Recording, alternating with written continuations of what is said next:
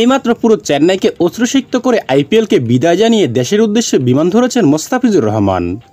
বিস্তারিত জানতে না টেনে সম্পূর্ণ ভিডিওটি দেখুন। দর্শক, বুধবার পাঞ্জাব কিংসের বিপক্ষে ম্যাচ দিয়ে আইপিএলে বিদায় ঘণ্টা বেজেছিল মোস্তাফিজুর রহমানের। তবে শেষ ম্যাচে চেন্নাইকে জয় এনে দিতে পারেনি ফিজ। চেন্নাইয়ের হয়ে স্বপ্নের মতো একটা আসর শেষ করেছে মোস্তাফিজের দেশে ফেরার অন্যতম কারণ হলো জিম্বাবুয়ে সিরিজ।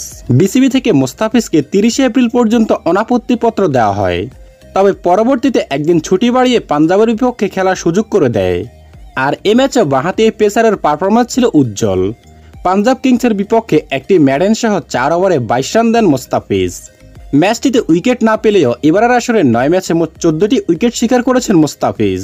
যদিও দেশে ফেরার পর প্রথম 3টিতে রেস্টে থেকে জিম্বাবুয়ের বিপক্ষে সিরিজের শেষ 2টি টি-20 খেলবেন মোস্তাফিজ।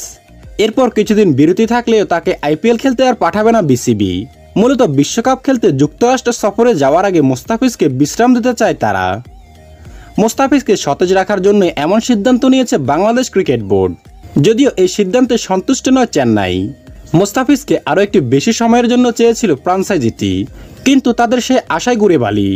চেন্নাইয়ের লাখো দর্শকদের কাঁদিয়ে মোস্তাফিজ বিমান ধরেছেন তার স্বদেশের উদ্দেশ্যে। তো দর্শক বন্ধুরা, আপনার কি মনে হয় বিসিবি কি মোস্তাফিজের সাথে অন্যায় করেছে? কমেন্ট করে জানিয়ে দিন আপনার মূল্যবান মতামতটি।